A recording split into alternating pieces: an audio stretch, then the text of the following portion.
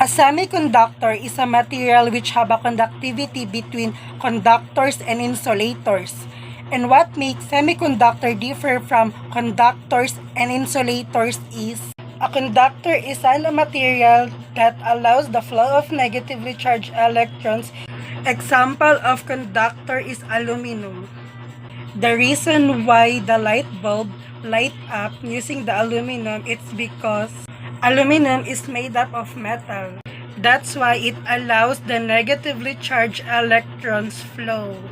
An insulator is a material in which the electrons do not flow freely.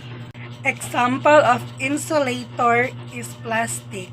The reason why the light bulb didn't light up using the plastic, it's because they don't have free electrons moving around, so they cannot conduct electricity.